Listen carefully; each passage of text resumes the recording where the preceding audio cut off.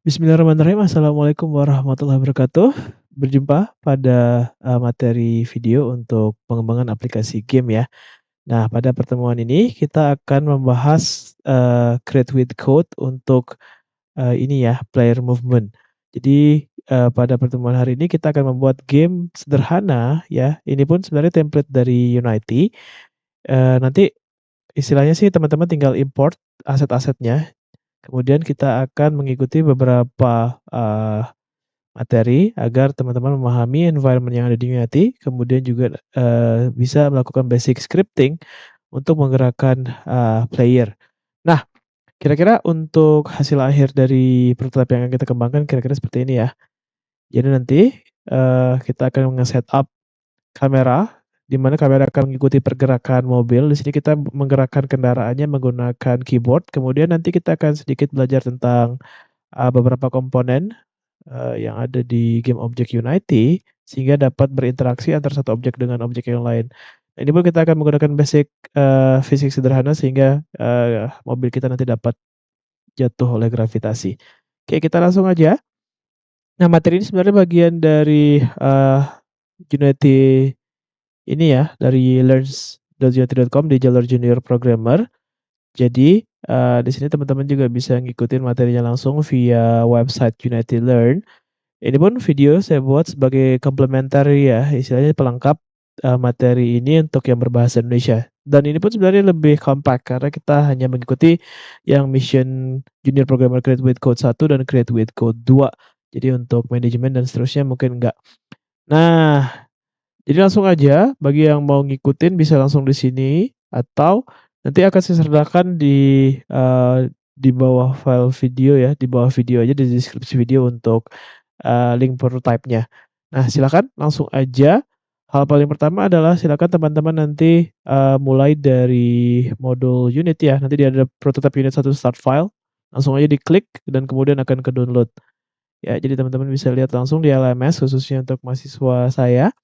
Ya, di sini ada prototype unit 1 start file. Ini adalah template yang akan kita gunakan dalam pengembangan, prototype game ini. Nah, di sini kita langsung exit dulu aja, kita mulai dari project baru, ya. Nah, pastikan teman-teman sudah instalasi Unity 6 di sini ya, biar sama semua dengan modul Android, WebGL, atau Windows. Nah, pun di sini kita mungkin belum sampai deliver game-nya, tapi kita fokus untuk memahami, berbagai macam fitur yang ada di Unity dulu untuk versi bagian awal ya. Silakan untuk buat project langsung aja new project. Nah, kemudian pastikan di Universal 3D Core ya, karena di Unity versi 6 ini, istilahnya render pipeline-nya lebih lebih spesifik, sehingga kalau berbeda misalnya pakai yang built-in render atau high definition, maka nanti bakal ada problem sama, material. Langsung aja, di sini kasih project name-nya mungkin, mmm, prototype 1 gitu ya, boleh. Kemudian location-nya silakan dibuat aja, mungkin kalau mau enak sih kita buat folder baru dengan nama Create with Code gitu ya. Oke, biar sama semua foldernya di situ, prototype 1 untuk project name, untuk, Unity and Organization sesuaikan aja dengan akun yang teman-teman sudah buat semua. Kemudian kita mungkin nggak perlu connect to Unity Cloud dulu ya untuk simplifikasi materi aja. Langsung klik create project. Nah, di sini mungkin nggak, lama ya tergantung dari, device masing-masing. Ditunggu aja nggak sampai mungkin 2 atau 3 menit lah. Nah, jadi silakan nanti teman-teman juga akan bisa akses modul unitnya ya, di sini di LMS, bagi teman-teman yang mungkin mau ikutin materinya secara step by step, via teks. Nah, di sini pun di junior programmer juga ada ya, kalau misalnya teman-teman mau, ngikutin yang materi online-nya. Hasil akhirnya mirip-mirip lah, sama ya, oke. Nah, perlu dipahami bahwa Unity sendiri merupakan bahasa programan mungkin bisa dibilang sih walaupun memang object oriented programming, tapi bisa dibilang memang, ke arah component based programming juga ya. Nah, di sini biar kita sama tampilannya, saya rubah jadi default dulu semua. Oke, sembari menunggu ini.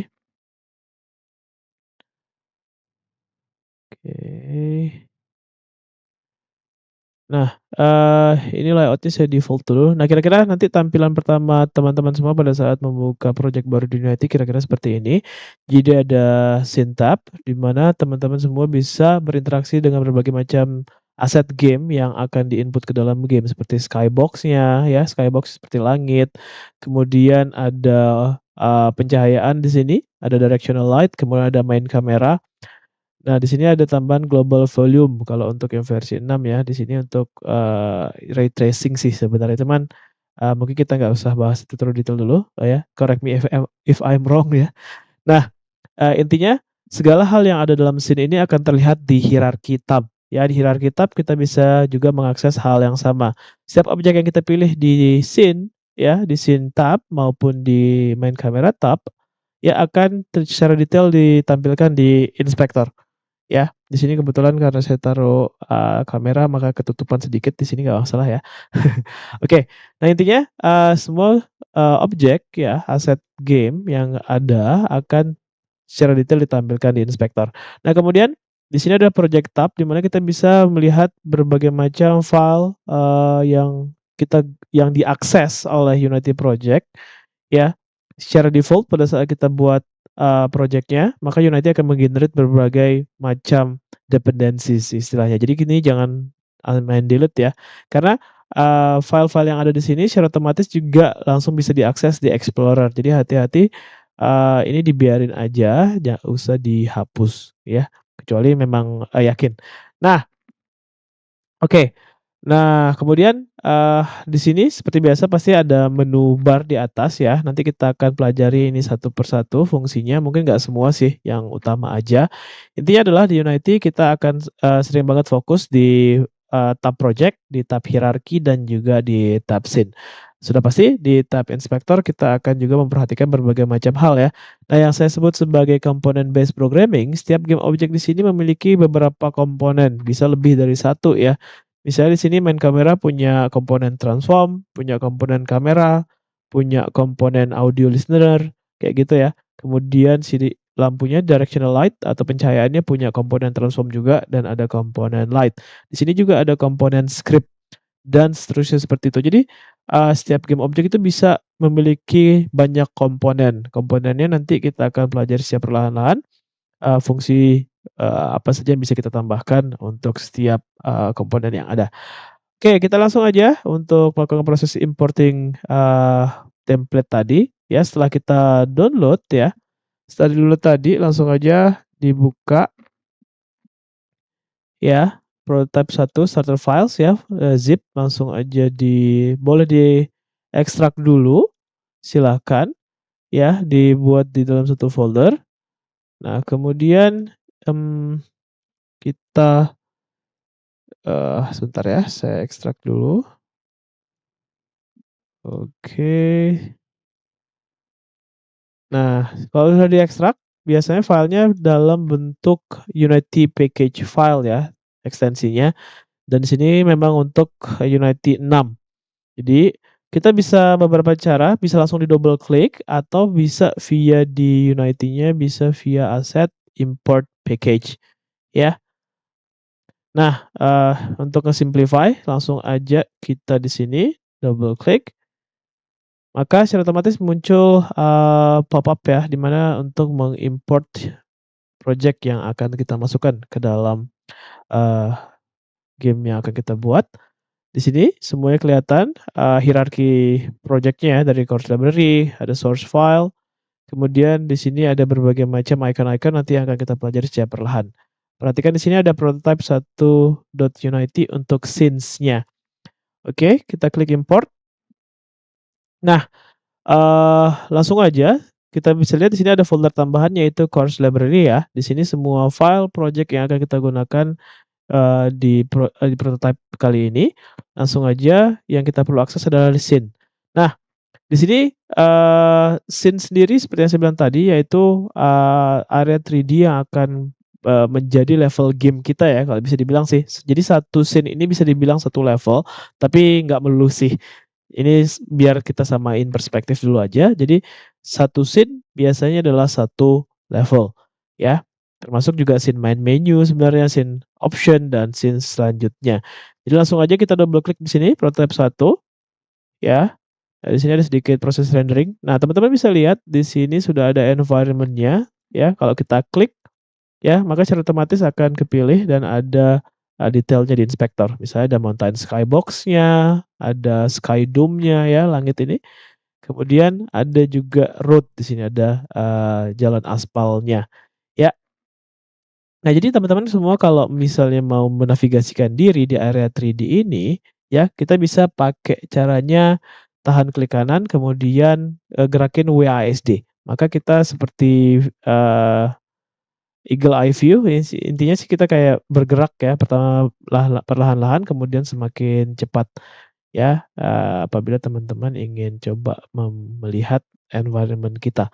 Nah, kemudian, eee istilahnya sih untuk bergerak ya bisa dengan middle mouse ya, ini panning ya, middle mouse ya, kalau teman-teman biasa di aplikasi desain, middle mouse di sini ya, biasanya sih kalau di aplikasi desain pakai tahan spasi ya. Di sini middle mouse kemudian klik kanan untuk rotasi, kemudian zoom in, zoom out adalah pakai scroll, seperti itu ya. Nah, selanjutnya setelah kita lakukan proses importing ini ya, silakan teman-teman dulu membiasakan tadi proses navigasinya biar lebih, enak ya untuk, apa namanya, mengakses berbagai macam objek yang ada di dalam project kita ini ya. Nah, jadi kayak tadi ada directional light, ada main camera, tapi ada tambahan game object environment yang punya child object lain, aset lain seperti sky dome, mountain skybox, dan road. Nah, selanjutnya adalah kita akan mengakses beberapa aset yang sudah kita import ya. Jadi kalau teman-teman buka course library dan di drop down di sini, di situ ada, beberapa folder, misalnya seperti ground ya, ground road ini adalah si jalan aspal ini, obstacle ada beberapa objek ya, seperti misalnya di sini ada drum, ada box, kemudian ada penghalang jalan, ada cone, ini kalau nggak salah roll-nya kabel yang gede, kemudian di sini ada bebatuan ya. Sky, tadi ini sky dome sama mountain sky dome-nya, kemudian vehicles, yaitu kendaraan yang bisa kita masukkan ke dalam scene game kita nanti. Ada di sini ada minivan, ada bus, ada, eee, apa namanya, open pickup, ada mobil biasa, compact car, dan di sini juga ada mini tank. Ya, dan nanti silakan teman-teman pilih salah satu yang mau, diimport ke dalam project-nya. Nah, selanjutnya adalah, kita masukin, salah satu kendaraannya ya, mungkin saya pilih yang, tank aja kali ya. Pilih salah satu, kemudian langsung aja drag drop ke arah hierarki. Oke, seperti itu. Bisa dilihat secara otomatis, si mini tank-nya langsung ada di posisi 0, 0, 0 ya, di komponen transform. Position-nya 0, 0, 0, rotation-nya 0, 0, 0, dan scale-nya adalah 1, 1, 1, menandakan ini adalah, game objeknya secara default posisinya ada di koordinat X0, Y0, dan Z0 ya. Perlu diperhatikan di sini ada gizmo ya, untuk menunjukkan bahwa, eee bahwa sumbu X itu berwarna merah, sumbu Z itu adalah warna biru, dan sumbu Y adalah warna hijau. Ya, bisa dikatakan juga sumbu Z, untuk forward, maju ke depan, kemudian sumbu X untuk ke samping kiri kanan, dan sumbu Z untuk atas bawah ya. Oke. Nah, kita lanjut lagi. Jadi di sini teman-teman bisa lihat ya, pada saat kita pilih si objek ini ada beberapa mesh tambahan atau istilahnya informasi tambahan ya. Jadi kalau misalnya nih, ngeklik yang lain, ya paling di root cuma ada highlight warna oranye ya, tapi kalau pada saat saya klik si mini tank, di sini ada tambahan garis-garis berwarna hijau. Ini adalah informasi mesh collider. Mesh collider ini berfungsi untuk mendeteksi adanya collide. Collide itu kayak tabrakan sebenarnya kalau literal ya, atau ada sentuhan. Jadi kalau ada misalnya satu objek dengan objek yang lain, bersentuhan, bertabrakan, maka kita bisa menggunakan komponen mesh collider ini untuk memanggil event tabrakan tersebut. Apakah event tabrakannya baru masuk, bahkan keluar, atau bahkan diem selalu bersentuhan di dalamnya. Bisa dibilang seperti itu ya, ke beberapa kondisi collide. Nah, kemudian di sini yang berwarna biru, highlight warna biru adalah mesh renderer-nya ya.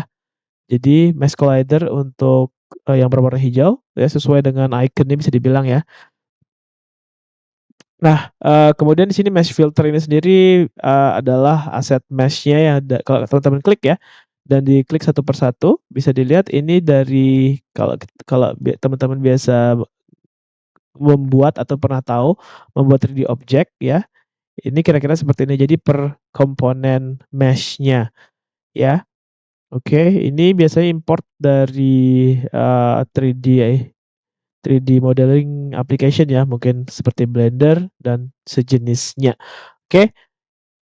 Nah, di sini tadi kan kita bisa melakukan navigasi dengan cara, zoom in, zoom out dengan scroll mouse atau panning dengan menggunakan middle mouse, dan kita juga bisa, klik kanan ya dan menggerakkan mouse akan melakukan proses rotasi, tapi kita rotasinya in place ya, sesuai dengan sudut pandang kita.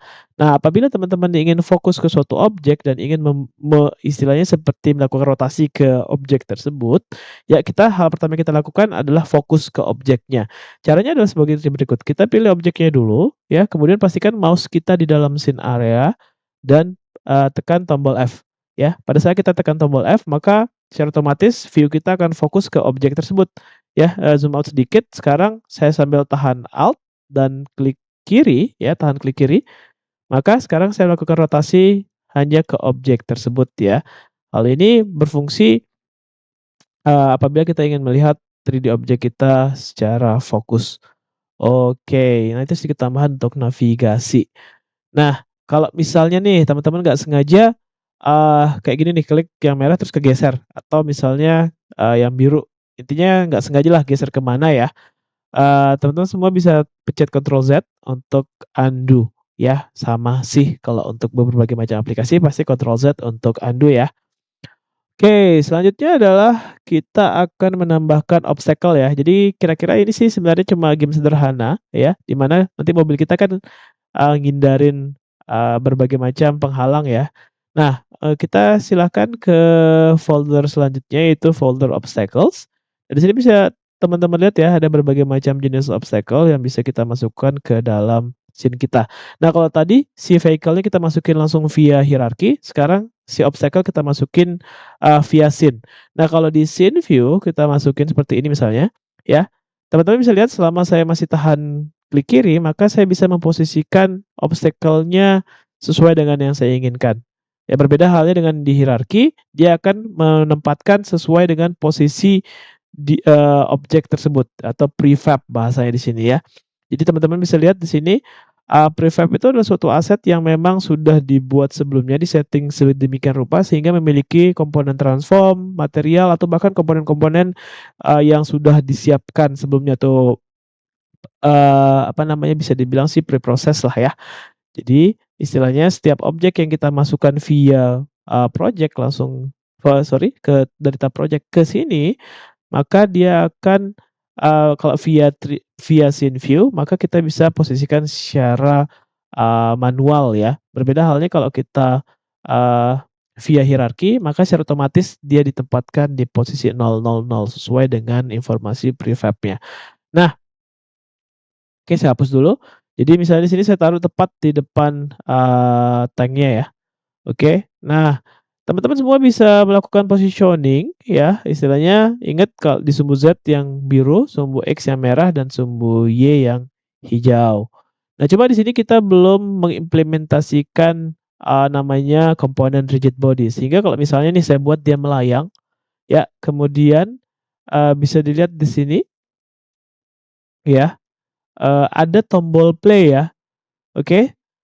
Nah, tombol play ini akan, istilahnya sih membuat, project kita ke arah game view, ya. Game view sendiri ada di game tab, bisa dilihat di sini, ya. Game tab ini akan sesuai dengan posisi main kamera. Jadi kalau di sini kita lihat main kamera kita ada di sini. Kelihatan di sini ada garis putih yang cone ini menandakan arah kameranya ke mana, dan kemudian kalau kita ke game tab-nya, bisa kita lihat dia melihat, apa istilahnya, kameranya detailnya seperti ini, ya. Nah, pada saat kita klik play, maka kita akan masuk ke game view.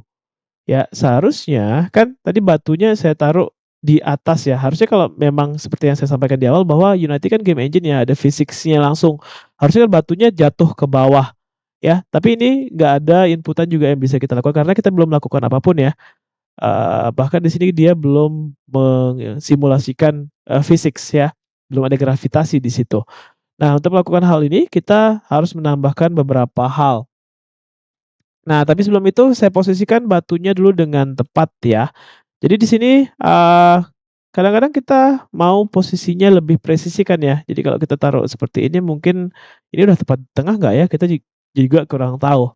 Nah, cara mengetahuinya kita lihat di informasi transform. Jadi informasi transform ini pun bisa kita rubah secara manual ya, misalnya saya pengen dia di posisi X tepat di tengah jadi 0 ya, kayak gitu. Kemudian posisi Y-nya mungkin, rada di langit 5 poin gitu. Kemudian di Z ada 25 gitu misalnya ya. Jadi kira-kira ada 25 meter ya. Jadi, di Unity 1 poin itu adalah 1 meter ya, bisa dibilang seperti itu ya. Nah, bisa dilihat di sini. Jadi satu kotak ini adalah 1 meter ya, kotak yang kecil ya. Jadi kalau ada 25 berarti ada jarak antara mobil dan batu 25 meter, bisa dibilang seperti itu. Oke, nah sekarang selanjutnya kita rubah nama bebatuan dan nama, tank kita. Satu adalah kendaraan ya, bisa kita bilang vehicle atau mau kasih nama player juga boleh. Kemudian nama batunya adalah obstacle, kayak gitu ya, biar, perspektif kita sama. Nah, selanjutnya setelah kita, menambahkan hal-hal ini, kita akan coba untuk memposisikan kamera tepat di belakang ya. Jadi ingat kita kan tujuannya ingin membuat game, third person view ya untuk game, apa istilahnya ya, driving gitu ya, bukan bukan racing ya. Jadi, kita taruh kameranya tepat di belakang mobil. Nah, kita pilih main kamera, ingat bahwa posisi dari mobil ini kan 000 ya. Jadi main kameranya pun kita bisa posisikan tepat di belakang situ. Eee, nah, di sini mungkin sedikit latihan buat teman-teman ya untuk membiasakan diri di 3D environment ya. Jadi harus paham mana sumbu X, Y, dan Z. Jadi kalau kita mau taruh dia di belakang simpelnya sebenarnya kita tinggal taruh 000 aja kan di position. Tapi di sini kita coba secara manual dulu aja ya. Kita tarik dulu di sumbu biru ya, kemudian tarik di sumbu merah. Untuk ngecek udah ngelihat ke mana kita lihat di game, ini malah nggak jelas ya. Kita bisa kira-kira lihat aja. Nah, untuk melakukan proses rotasi ya, ini kan sumbunya masih bertanda panah ya, untuk, transform. Nah, kalau kita mau ke rotate ya, untuk position ya, kalau untuk yang ini merah, hijau, dan biru. Kalau untuk rotation teman-teman bisa lihat di sini ada gizmo ya. Ini untuk move tool, kemudian di sini ada rotate tool, ada scale tool, kemudian di sini ada untuk rect tool untuk UI, dan juga ada transform tool. Di sini ada view tool. Jadi teman-teman kalau misalnya nggak mau pakai middle mouse bisa pakai move view tool ini untuk geser, tampilannya sedikit. Move tool untuk mengakses gizmo, pindah ya, merah, hijau, dan biru. Nah, kemudian kita perlu rotasi berarti di sumbu Y ya. Jadi kita ke rotate tool. Nah, kemudian teman-teman bisa lihat di situ ya ada, lingkaran berwarna hijau. Jadi kalau saya rotate di sini, saya tahan, klik kiri di situ dan kemudian saya sambil tahan kontrol, ya pada saat saya tahan kontrol di situ ada garis tambahan bantuan ya, membuat rotasinya menjadi tepat, ya. Oke, nah tapi di sini lihat hasil kerjaan saya ternyata jadi kacau ya. Jadi kalau saya lihat di game pun ternyata posisinya sangat tidak tepat. Nah, makanya sih mending kalau kita tahu posisinya 000, kita posisikan saja dulu tepat di 000 untuk position kameranya. Kemudian rotasinya pun kita buat 0 dulu di sumbu X ya. Kemudian 0 juga di sumbu Y dan 0 juga di sumbu Z. Sekarang mungkin tepat posisi kamera kita di bawah mobil. Nah, dari sini enak sih, kita tinggal, pakai move tool, kira-kira kita buat dia mundur sebanyak, eee, kita sesuaikan aja ya, mungkin di sini saya taruh 5Y dan Z-nya -7. Jadi kalau saya cek di game, Ini kayaknya mungkin masih kurang melihat ke bawah gitu ya. Jadi kita buat ada rotasi sedikit di sumbu, eee, ini ya, di sumbu X ya. Mungkin lihat ke bawah sedikit, sebanyak 5 derajat aja ya. Ingat kalau position ini meter, sedangkan kalau rotation adalah derajat ya. Jadi mungkin, di Z pun saya mundurin lagi sebanyak -9 gitu ya. Dan kalau kita lihat, nah oke. Nah kira-kira jadi posisi kameranya adalah 0, 5, -9 untuk X 0, Y 5, dan Z -9. Oke, kita lanjut. Nah sekarang, mmm, kalau posisi kameranya sudah kalian merasa puas, kita akan langsung untuk, apa ya, istilahnya kan nanti kita perlu, testing terus ya. Kalau kita bolak-balik dari scene ke game, maka kurang efisien. Nah, enaknya sih memang kita pindah ya sudut pandang ini. Nah, dalam proses pengerjaan di Unity memang istilahnya tampilannya nggak default seperti ini. Jadi semua tab kita bisa geser atau kita bisa sesuaikan, dengan, kebutuhan kita. Di sini untuk cepatnya kita pakai window ya, di window kemudian ada layouts, kemudian pindah ke, rubah dari default ke tile. Nah, bisa dilihat di sini sekarang tab hierarki pindah ke sini, tab project di sini, tab inspektor ada di sini. Mungkin saya sesuaikan sedikit di sini biar tepat. Nah, kemudian, di sini biar lebih enak tampilannya, eee, kita buat tab scene dan tab, game itu stack ya. Oleh karena itu saya klik tab game, kemudian saya drag ke bawah sampai ada, gini ya, dia apa bahasanya, dia ngedock ya, ngedocking di sini, kemudian taruh, dan kita sesuaikan ukurannya kira-kira seperti ini. Jadi ada scene view di atas dan ada game view di bawah. Jadi sekarang kita bisa lihat, secara real time tampilan dari kamera. Jadi kalau kita pindah kamera di scene view, di game juga kelihatan. Ini saya undo dulu.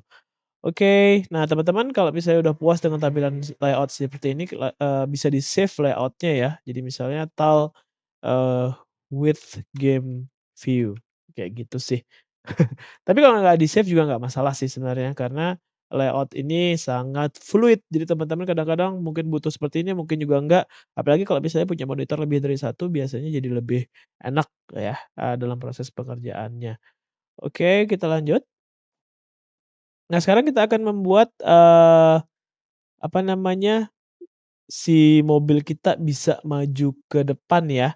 Oleh karena itu kita akan membuat script baru di, tab project.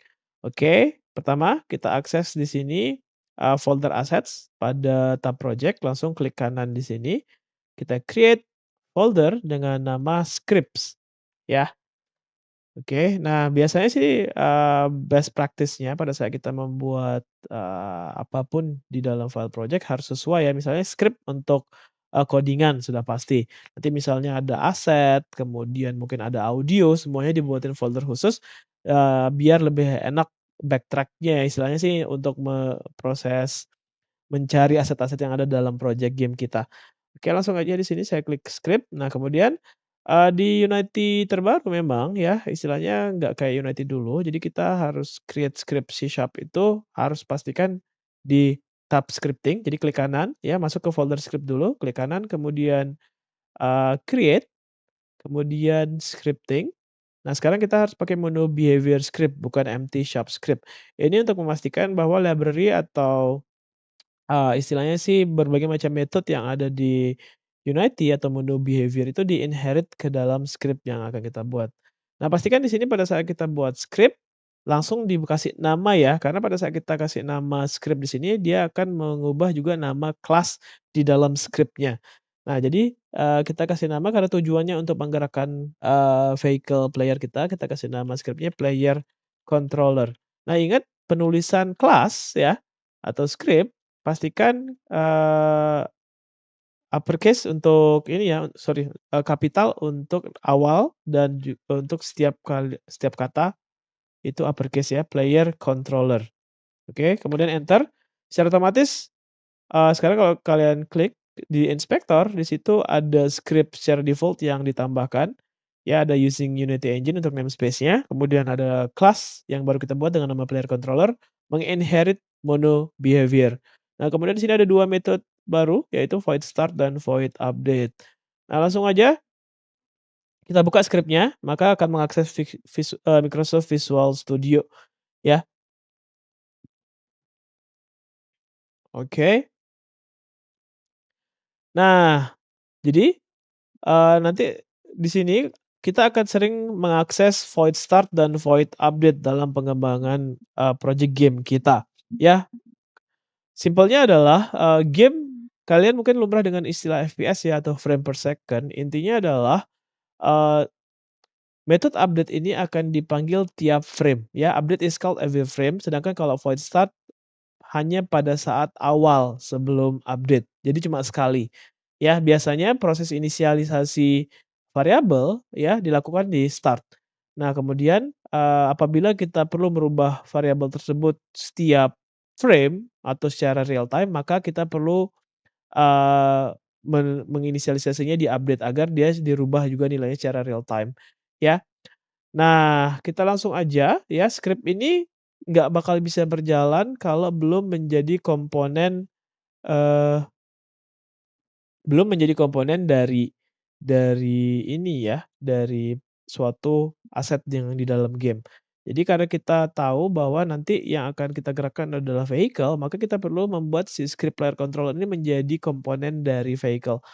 Nah, caranya ada beberapa, kita bisa langsung aja klik, si objeknya dulu, pada saat inspektor kebuka kita bisa aja script-nya langsung drag drop ke sini, atau kita bisa drag drop langsung di hierarki ya, atau bisa dengan cara add komponen, kemudian kita cari player controller yang sudah kita buat seperti ini. Jadi dia akan menjadi script atau komponen script dari, aset vehicle.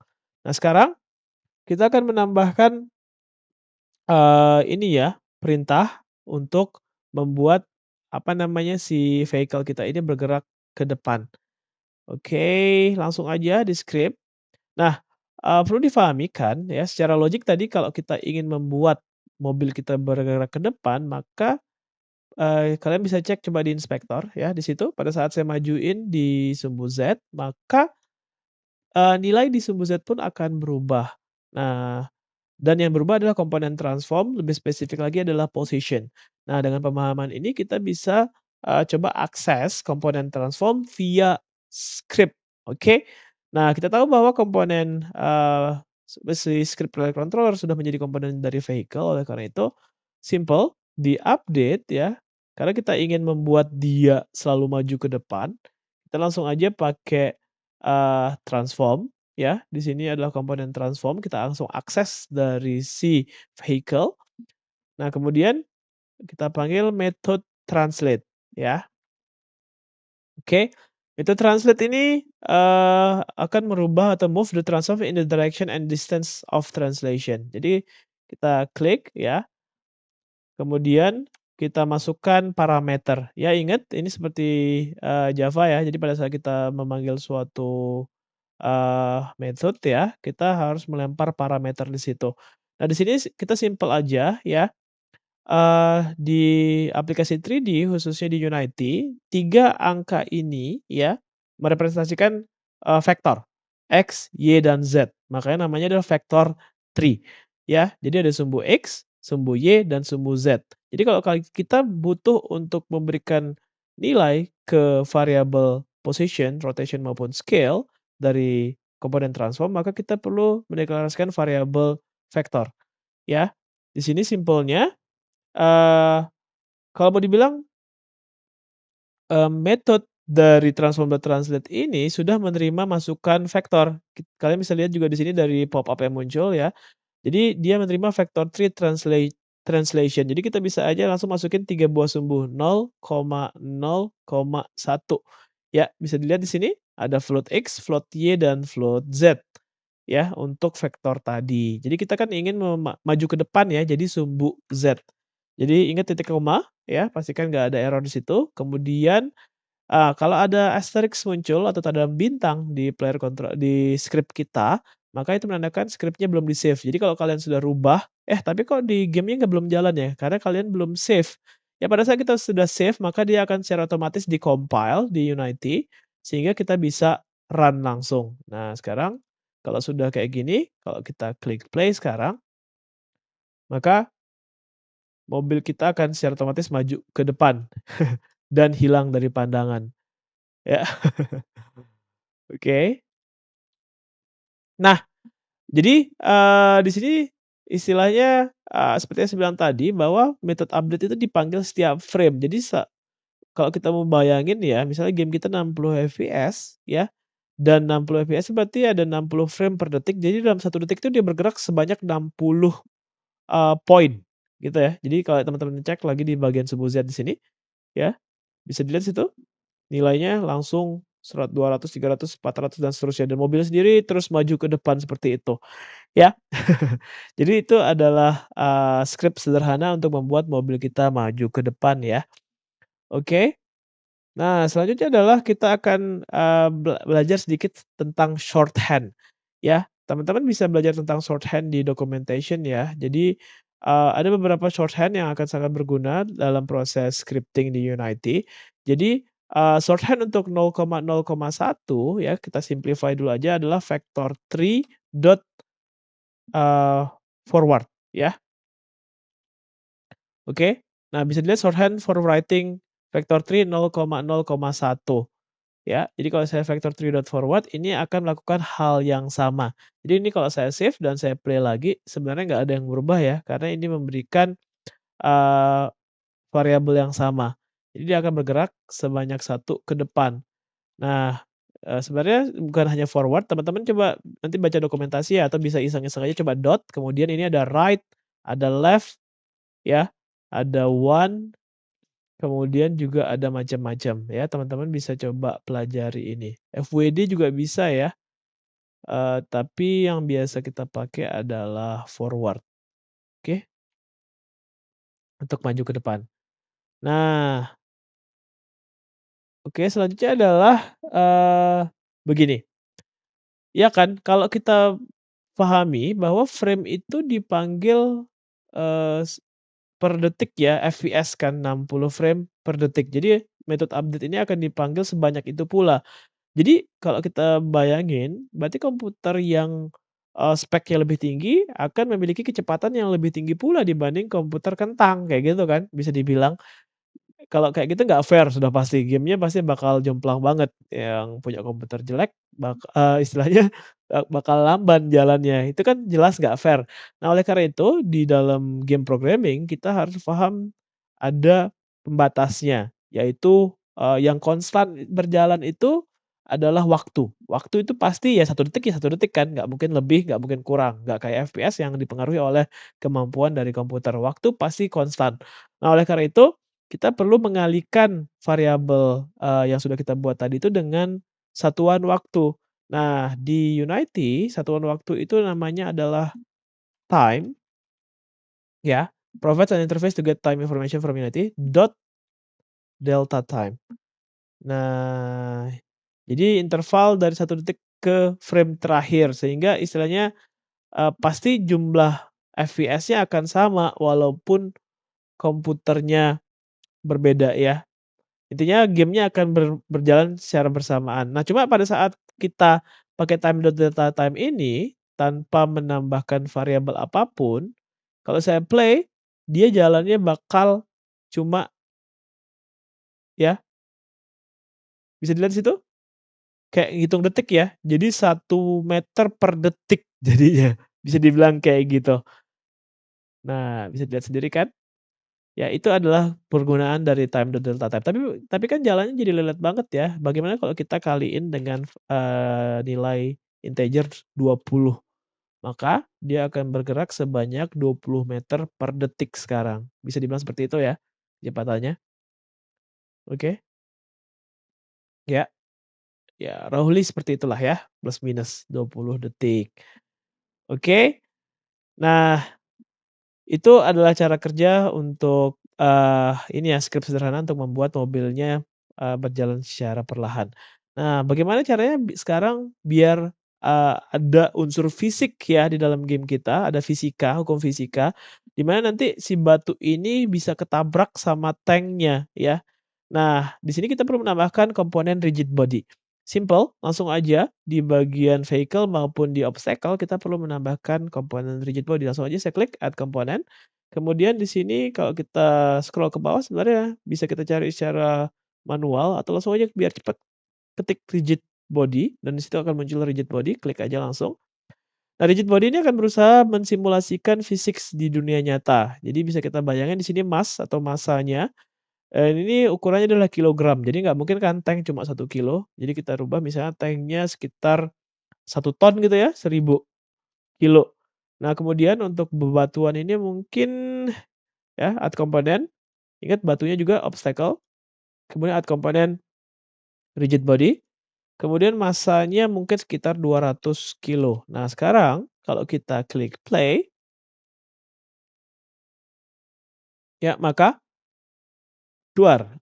Batunya bisa ketabrak, tapi karena di sini kalian bisa lihat ya, bahwa walaupun batunya bentuknya nggak bulet, tapi collider-nya bulet. Makanya sekarang habis ditabrak dia menggelinding.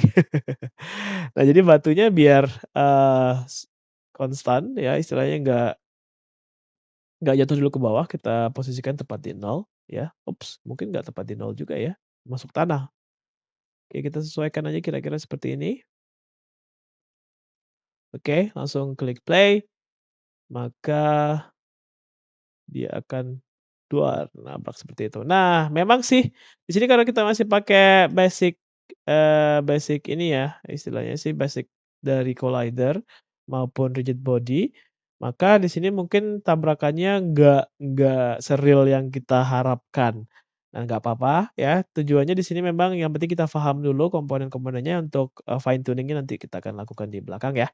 Oke, itu untuk rigid body ya teman-teman bisa sesuaikan aja ya, nggak harus sesuai dengan yang saya buat di sini. Jadi kalau misalnya mau buat batunya lebih ringan mungkin jadi 100 aja gitu ya. Masanya silahkan coba dirubah-rubah aja angkanya, jangan terlalu, rigid ya tuh. Oke dan seterusnya seperti itu. Nah kalau sudah gitu sekarang kita akan membuat beberapa, apa ya, beberapa obstacle di dalam game kita menggunakan obstacle yang sama atau silakan kalau teman-teman mau ngebuat obstacle yang berbeda, boleh ya.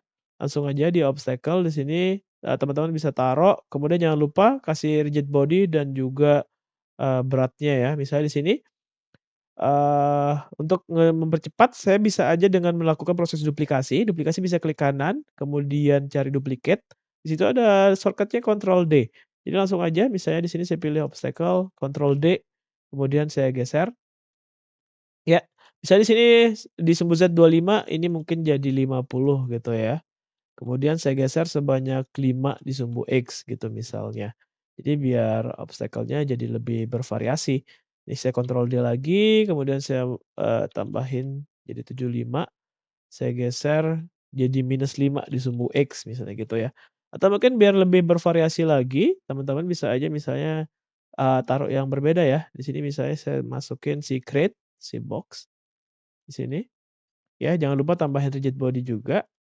Kemudian tambahan massanya mungkin cuma sekitar 50 gitu ya.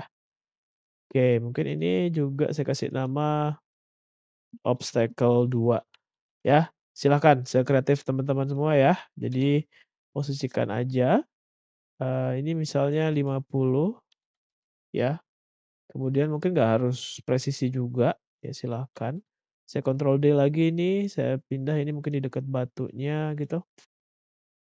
Ya, ini saya pilih keduanya sekarang, saya Ctrl D dua-duanya, kemudian saya geser gitu, Ctrl D, geser lagi, kayak gitu. Oke, mungkin sampai sini cukuplah, ya silahkan. Nanti teman-teman semua, silahkan dibuat sekreatif teman-teman semua, mau semua jenis, upcycle juga boleh, ya. Oke, selanjutnya adalah kita akan membuat mobil kita, jadi lebih lebih fleksibel ya. Jadi di mana kita bisa menentukan kecepatan dari mobil. Tadi kan kita hardcode angka 20 langsung ke dalam script ya. Jadi langsung aja di sini kita kembali ke mobil kita ya. Oops, sorry. Klik, kemudian di script ya, kita buka kembali. Di sini, sebenarnya bukan good practice ya, masukin angka langsung ke dalam method, baiknya kita deklarasikan dulu variabelnya, ya. Pendeklarasian variabel baiknya dimulai dari access modifier. Secara default di Unity kalau kita nggak bilang, access modifier-nya, maka dia akan dinyatakan langsung sebagai private. Misalnya di sini langsung saya bilang tipe datanya adalah float, ya, tanpa menulis access modifier dengan nama variabel speed, gitu ya. Kemudian langsung saya inisialisasi di sini dengan nilai 20. Biasakan kalau kita nulis, float, bisa tambahin F sedikit di belakang. Sehingga di sini kita bisa langsung ganti, nilai 20 ini jadi variabel speed, kayak gitu ya. Nah, jadi kalau teman-teman udah deklarasikan access modifier, maka float ini akan menjadi private secara otomatis. Jadi seakan-akan kita menulis access modifier private di depannya. Biasakan pada saat, deklarasi suatu variabel, menggunakan camel case. Camel case itu biasanya, menyatakan bahwa nama variabel depannya lower case ya, jadi kalau misalnya cuma satu kata, kelihatan cuma huruf kecil aja semua. Tapi misalnya di sini kita bilang speed car, kayak gitu ya. Jadi kata kedua akan memiliki kapital, ya ini adalah camel case, oke. Good practice sih biar kita tahu itu adalah variabel ya. Nah, oke, perbedaannya adalah pada saat kita buat suatu variabel bertipe private ya, dia hanya bisa dirubah di script ya. Teman-teman bisa lihat di sini sebenarnya secara signifikan nggak ada perubahan yang berarti ya. Speed-nya masih sama kayak tadi, masih 20 ya, oke, kayak gitu, dan dia akan jalan terus seperti itu. Nah, tapi kalau misalnya nih, kita pingin fine tuning speed dari mobilnya, secara real time di Unity, bisa aja private kita ganti jadi public. Kayak gitu. Pada saat kita rubah access modifier-nya jadi public, maka sekarang variabel kita itu, secara object oriented memang jadi bisa diakses di luar script ya, selama script jadi inisialisasi, maka sekarang kalau kita klik si, vehicle kita khususnya di komponen player control sekarang ada variabel speed juga kelihatan di inspektor. Jadi dia terbuka untuk umum. Jadi sekarang si nilai 20 ini kita bisa rubah langsung via inspektor tanpa ke scripting di Visual Studio-nya. Ya kalau di sini misalnya saya masukin nilai 50 dan saya play, maka speed-nya sekarang 50, eee, meter per detik, kayak gitu ya. Nah, bahkan ini bisa saya rubah secara real time. Jadi misalnya di sini kalau saya klik dan drag di variabel ya, misalnya saya klik dan drag ke kiri, maka dia akan berkurang dan kalau saya drag ke kanan dia akan bertambah. Nah, ini bisa membuat perubahan nilai speed-nya secara, real time. Jadi misalnya di sini speed-nya 20, saya klik dan drag jadi minus, maka dia akan mundur.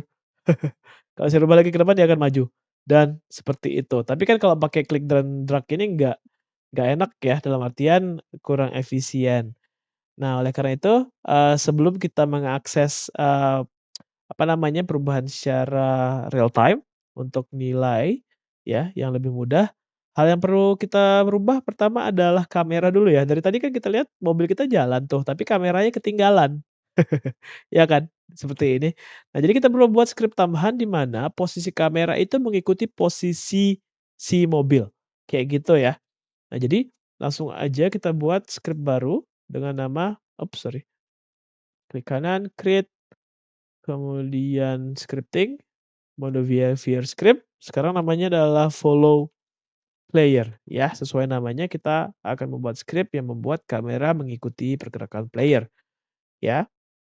Follow player langsung aja di sini, kita akan membuat script follow player menjadi komponen dari main kamera, simpelnya langsung seperti ini aja, saya drag drop follow player ke dalam komponen nggak kelihatan ya, ini saya dulu ya, follow player saya drag drop seperti itu. Jadi follow player sekarang menjadi komponen dari main kamera. Oke, simpelnya adalah ingat bahwa kan, informasi posisi ada di transform dot position ya, bisa dibilang dari main kamera ada position yang harusnya mengikuti posisi dari player. Jadi langsung aja di-update kita rubah transform dot position sama dengan player dot sorry. Nah, kenapa nggak bisa? Ya, karena logiknya kita belum, masukin, kita belum, mereferensikan game object player ke dalam script follow player ini, oke? Nah, untuk melakukan hal ini kita perlu mendeklarasikan suatu variabel yang berguna untuk menyimpan game object player. Nah, jadi ya di Unity kita ada tipe data namanya game object ya. Jadi kita akan mendeklarasikan, variabel player tersebut dengan, tipe data game object. Agar bisa diinisialisasi via inspektor, kita perlu memberikan akses modifier public, seperti ini public game object, G-nya besar dan objeknya besar untuk tipe data game object, kemudian namanya variabelnya adalah player, simpel seperti itu. Nah, setelah kita deklarasikan, kita perlu menginisialisasinya via inspektor. Tapi jangan sampai ada error dulu ya di script. Jadi, sini saya kasih komen dulu dengan double slash ya. Jadi, pastikan nggak ada error agar bisa di-compile ya. Save, kemudian kembali lagi ke Unity. Nah, sekarang kalau saya akses main kamera, di situ ada variabel player yang meminta game object ya. Simpelnya langsung aja si vehicle ini ya, si player kita masukkan atau drag drop ke dalam, game object di sini, ya.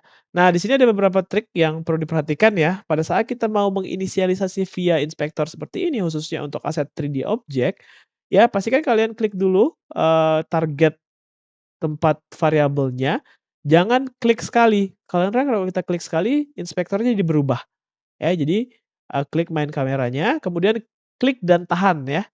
Tahan kliknya, kemudian drag, seperti itu. Sehingga memastikan kita menginisialisasi game object vehicle sebagai variabel player. Jadi kita bisa mengakses apapun yang ada dari game object player via variabel yang sudah kita deklarasikan di sini, ya. Oke. Nah sekarang, kita update lagi transform.position sekarang sama dengan ya, di sini ada autocomplete juga ya, player.transform.position, seperti itu. Jadi, kita akan menyesuaikan posisi kamera dengan posisi player. Nah, cuma di sini akan menjadi problematik ya. Jadi kalau saya klik play sekarang, ya kamera yang seharusnya di belakang mobil, jadi ada tepat di bawah mobilnya. Ya karena kan dari awal kita tahu bahwa posisi mobil kan di 000 ya, sedangkan di posisi kamera ada di nilai 0,5-9. Oleh karena itu kita perlu menambahkan suatu variabel offset tambahan. Nah, di sini kita hardcode dulu aja, ya teman-teman sebenarnya bisa coba nanti, sesuaikan aja. Jadi saya langsung aja di sini saya tambahkan, karena ini adalah nilai vektor, kita langsung aja new vector 3, ya. Jadi kita kayak menambahkan nilai vektor ke nilai transform.position dari mobil ya, 0,5, -9 ya? Kalau nggak salah tadi. Saya lihat lagi 0,5-9. Oke, ya. Jadi ini kalau saya play sekarang, ya save dulu. Oke. Oke, jadi sekarang kalau kita klik play, ya, maka posisi kameranya akan mengikuti di belakang mobil, ya. Oke, nah cuma sekarang kan kita masih belum bisa kontrol ya. Oke, nah kalau sudah seperti ini, sedikit lagi ya. Nah, selanjutnya adalah memang kita nggak baik juga ya, sama halnya kayak speed tadi, variabelnya itu langsung kita masukkan angkanya di dalam script, khususnya dalam method.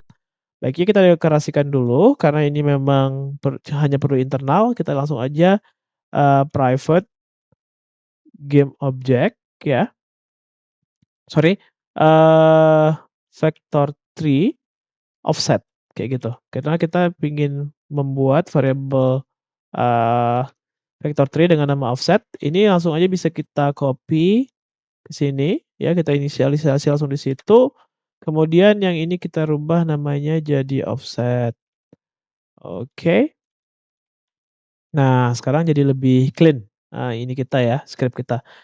Kalau mau dites bisa, tapi hasilnya akan sama. Nah, cuma teman-teman perhatiin nggak sih pada saat saya klik play, di sini, kameranya rada goyang-goyang gini ya. Nah, hal ini dikarenakan istilahnya kan kamera akan secara real time berusaha mengejar, pergerakan dari, vehicle-nya. Nah, di sini sebenarnya ada metode tambahan yang bisa kita gunakan, namanya adalah late update. Late update ini akan menunggu update, kemudian baru dia akan berjalan, istilahnya beriringan ya, update dulu baru late update. Sehingga, kamera bakal lebih smooth lagi dalam pergerakannya. Jadi di sini simpelnya, di script follow player kita rubah update jadi late update ya. Sehingga sekarang kalau saya play, ya kembali lagi ke sini, oke bisa dilihat ya, sekarang jadi lebih smooth pergerakan kamera kita mengikuti pergerakan mobil. Oke, nah nah sekarang sih sebenarnya sedikit trivia ya atau istilahnya informasi tambahan sih. Ya teman-teman bisa lihat di sini pada saat play maupun, non-play ya, istilahnya secara visual kita nggak bisa bedain kecuali ada highlight sedikit atau ada perubahan icon dari play ke stop. Ya, kadang-kadang mungkin kita apa istilahnya ya, hilaf gitu ya, istilahnya kita rubah nilai, kita udah play kita lupa stop. Nah, pada saat misalnya kita melakukan hal seperti itu ya, di sini perhatikan ya, di vehicle kan kita punya, speed ya. Nah, pada saat saya rubah pada saat di, normal mode gitu ya, di sini nilai yang saya rubah saat ini akan langsung kesimpan ya. Oke, seperti ini saya contohin. Saya play, di situ speed-nya saya stop, maka nilainya tetap 50. Tapi misalnya pada saat play, ya, play mode, saya rubah nilainya, misalnya di sini saya jadiin 20 gitu ya. Nilainya berubah, tapi pada saat saya stop, mobilnya kebalik. Saya stop, nilai yang sudah saya rubah jadi 20 itu kembali lagi jadi 50. Hal ini sebenarnya tujuannya untuk fine tuning. Jadi pada saat play mode kita bisa mengotak-atik variabelnya, sesuai dengan yang kita inginkan. Tapi nanti pada saat kita stop game-nya, ya, maka dia akan kembali ke nilai awal. Nah, hal ini, sebenarnya sangat berguna sih, ya, cuma kadang-kadang kita lupa aja, kita lagi di play mode, kita udah rubah, kita stop lupa, udah rubah nilainya berapa. Nah, agar kita nggak kelupaan, kita bisa rubah itu di bagian edit, kemudian di bagian, preferences ya, edit, preferences, di situ ada colors, ya, kemudian ada di bagian play mode tint, ya. Mungkin warnanya yang cukup jelas, tapi nggak usah yang terlalu aneh sih. Masih di hue yang sama, bawa mungkin sedikit ke arah merah gitu, ya, jangan terlalu terang biar nggak terlalu distraction. Langsung aja klik play. Nah, sekarang kelihatan pada saat kita sedang play, dia jadi berwarna merah ya. Nah, teman-teman silakan, rubah dengan warna yang teman-teman inginkan ya. Oke, selanjutnya, nah di sini, sekarang kita akan membuat mobil kita bisa belok ya, eee, dan selain itu istilahnya, kita juga nanti bisa ngontrol menggunakan keyboard. Nah, simpelnya kalau untuk maju ke depan kita pakai di player controller ya, transform.translate vector3.forward, maka untuk ke kiri dan kanan kita bisa menambahkan script seperti ini, transform.translate ya, .translate vector3.right atau left, boleh sih, ya. Jadi kalian bisa lihat itu kalau right berarti di sumbu X-nya yang satu ya. Nah, dikali time.delta time. Nah, kemudian kita tambahkan satu variabel baru ya, mungkin di sini public float, turn speed gitu ya, ingat camel case? Nah, turn speed-nya nanti kita akan coba rubah secara real time di, inspektor. Kali turn speed, seperti itu. Sekarang, jadi kalau saya klik play, ya, mungkin di sini speed-nya 10 aja biar nggak terlalu cepet, turn speed-nya 0, kita rubah secara real time di sini. Pada saat saya kasih nilai positif, dia akan ke kanan, ya, kayak gitu. Nilai negatif dia akan ke kiri. Oke, nah kira-kira ini untuk belok kiri kanannya. Cuma ini bukan belok sih, ini sliding lebih tepatnya sebenarnya ya. Oke, bisa menggunakan konsep yang sama. Nah, sekarang gimana caranya biar kita bisa menggunakan inputan keyboard agar, mobil kita bisa bergerak ke kiri dan kanan. Simpelnya langsung aja, kita akan mengakses suatu, metode baru ya. Nah di sini, metodenya sendiri, namanya sangat sederhana yaitu metode input.getAccess. Nah biar teman-teman lebih paham lagi, silakan coba akses edit kemudian project setting, di situ ada input manager dan ada access ya. Di sini, istilahnya sih library untuk, pergerakan atau inputan yang bisa kita, jadikan sebagai event yang ditangkap oleh Unity untuk, apa ya, misalnya bergerak ke kiri kanan, atas bawah, nembak dan sebagainya. Sini default-nya horizontal ya, name-nya adalah horizontal, ini adalah, string ya, horizontal. Negatif button left arrow, right arrow yang ada di keyboard, kemudian ada alternatif button-nya A sama D untuk bergerak secara horizontal. Ya, di sini ada gravity dan sensitivity untuk joystick sebenarnya ya. Tapi ini juga bisa untuk keyboard, bisa juga untuk digital, keyboard sebenarnya juga. Horizontal, vertikal sama ya, vertikal, down, up, SW untuk yang alternatifnya. Nah, fire 1 biasanya untuk nembak, biasanya left control atau control, mouse 0 di mouse ya, mouse 0 tuh klik kiri. Fire 2 klik kanan atau left alt ya, kemudian ada fire 3 left shift atau middle mouse. Jump untuk lompat spasi biasanya ya. Nah, itu mungkin yang basic dulu ya, tapi kita paling cuma akses horizontal dan vertikal di sini, ya. Jadi langsung aja kita akan buat script untuk nge-handle inputan. Oleh karena itu di sini kita buat, tambahan dengan nama public float horizontal input. Nah, di sini tujuannya kenapa saya deklarasikan sebagai public, agar kita bisa melihat nilai dari inputan keyboard itu berapa sebenarnya ya. Nah, jadi di sini, pada saat kita sudah deklarasikan, variabelnya, kita perlu inisialisasi secara real time di-update, horizontal input equal dari input.getAccess ya.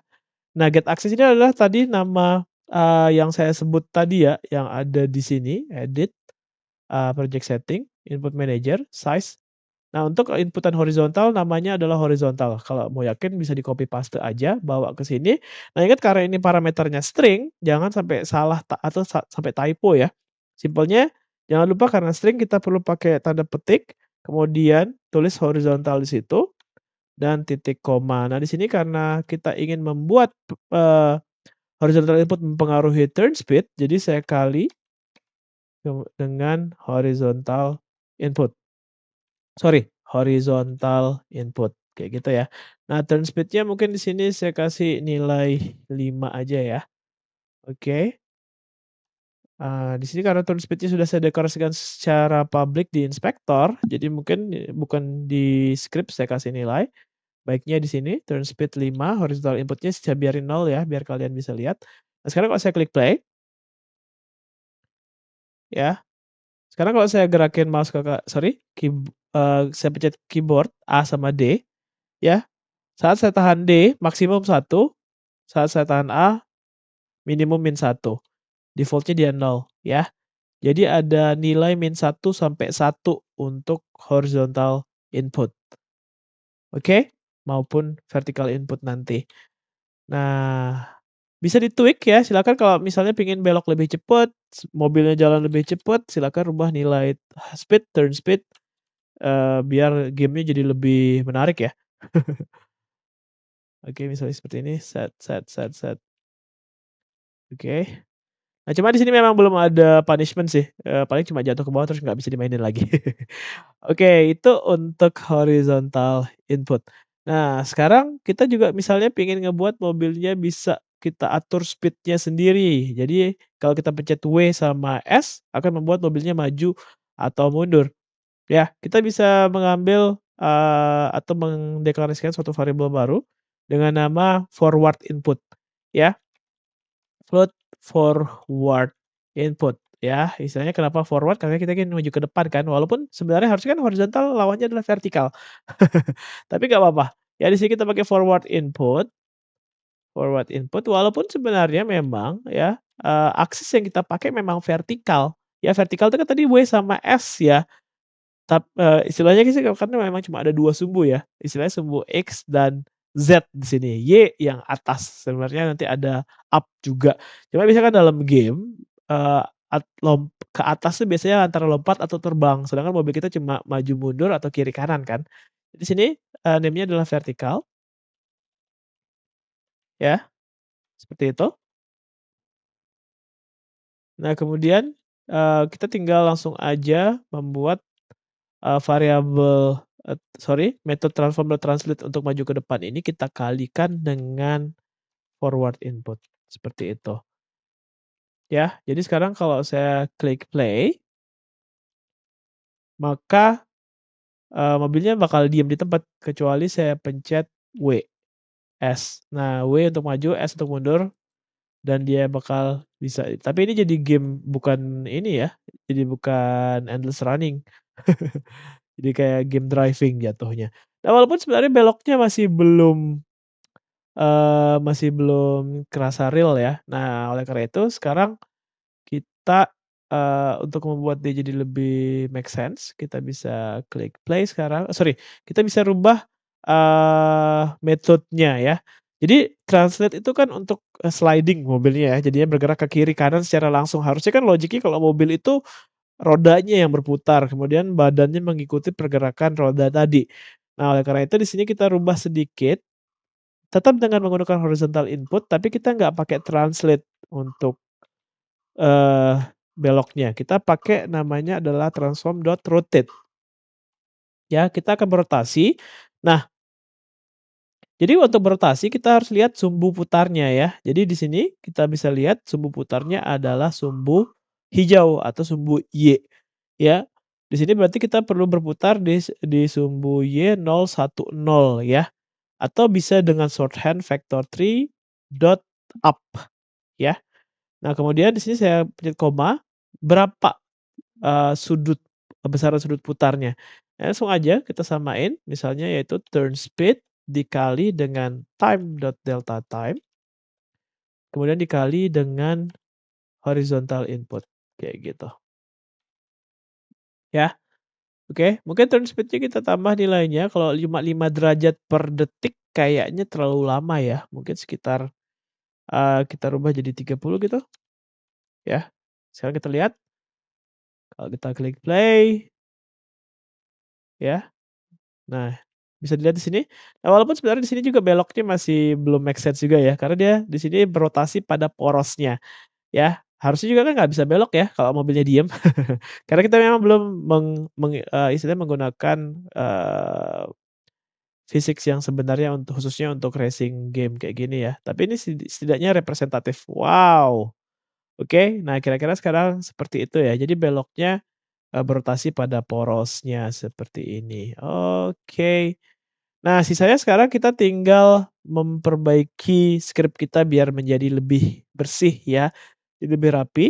Nah, misalnya nih ya, baiknya setiap variabel itu, biar kerahasiaan terjamin dan nggak ada masalah dengan yang lain, sebaiknya, eee, setiap variabel yang memang nggak perlu dirubah ya, atau nggak perlu diakses di luar script tersebut baiknya dideklarasikan sebagai private. Bisa aja langsung aja dihapus access modifier public-nya, maka ini akan menjadi private atau ketik private seperti itu. Nah, apabila dia menjadi private, maka kita perlu menginisialisasi nilainya langsung via script. Misalnya di sini speed-nya 30, terus speed-nya juga tadi 30, ya. Nah, sama halnya juga di follow player ya, tapi karena follow player kita perlu menginisialisasi di inspektor, maka ini jangan jadi private ya.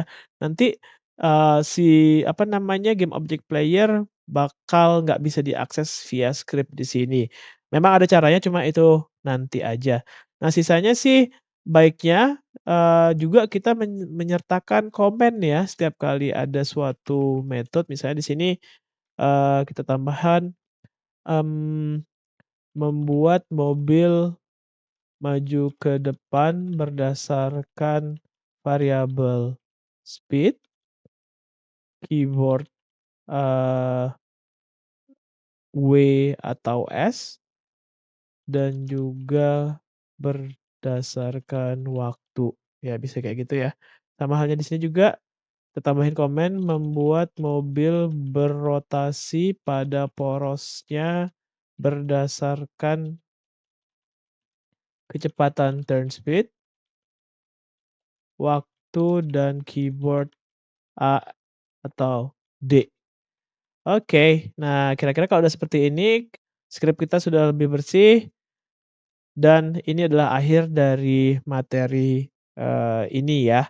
Jadi bisa dilihat kalau kita mau gamenya jadi lebih besar bisa play maximize, kita klik play, dan kalau kita bergerak sekarang, maka game kita udah beres. Nah, teman-teman bisa buat jadi lebih unik ya. Demikian materinya, untuk pengumpulan akan saya sertakan di video selanjutnya. Terima kasih atas perhatiannya, semoga bermanfaat. Wabillahi taufiq walhidayah. Wassalamualaikum warahmatullahi wabarakatuh. Sampai jumpa.